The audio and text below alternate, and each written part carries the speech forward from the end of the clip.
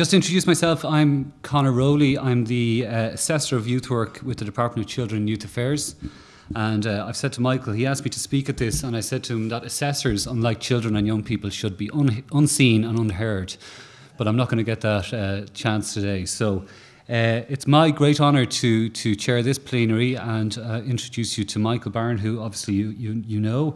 Also to Pascal Lejeune, who's the head of unit with the DG Education and Culture in the European Commission. And I've had the honour of working with Pascal over the last 6 months as part of our presidency, and it's been a really constructive and fruitful relationship. So I'd like to welcome Pascal, welcome his commitment and his insight to proceedings today as well. I'd also like to introduce Sophie Ajoun, who's, am I pronouncing that okay, Sophie? That's okay. Okay, sorry, I did Spanish rather than French in school, so that's my excuse.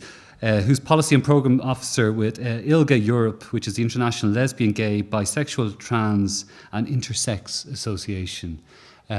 So I think we have a good panel here to add to proceedings today and to bring things forward. So that's crucially important. As the Minister mentioned earlier on, the theme of social inclusion is one which the trio partners of Ireland, Lithuania and Greece have adopted.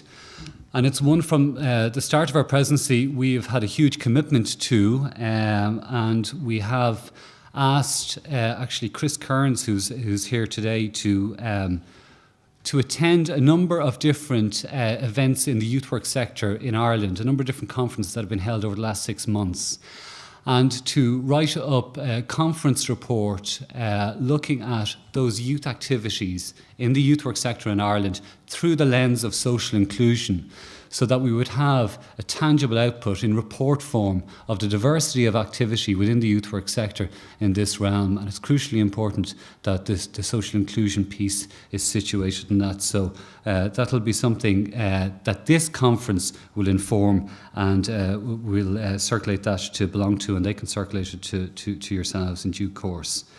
From our point of view in the presidency, we said from the start that we wanted to have a link and a legacy with our programme of work, and that has been done through Council conclusions, through our EU Youth Conference, and also through championing the theme of social inclusion within our 6 months, but also trying to encourage linkage between Lithuania and Greece, our partners, going forward.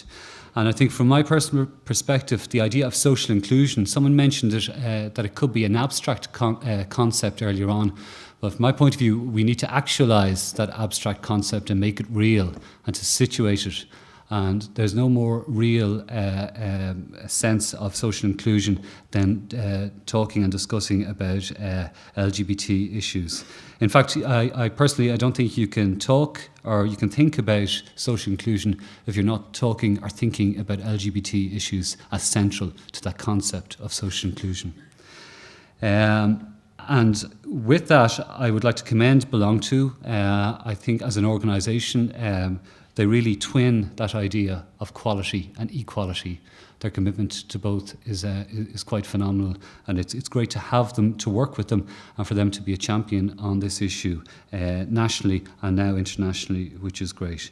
I'm also struck by what Jeffrey said earlier on around advocacy, and it's important again to recognise the work of Belong To, that it's not just advocacy. From my perspective, the quality youth work Belong To do on a daily basis is really the motor force of their work, and there's no better example of advocacy than good youth work.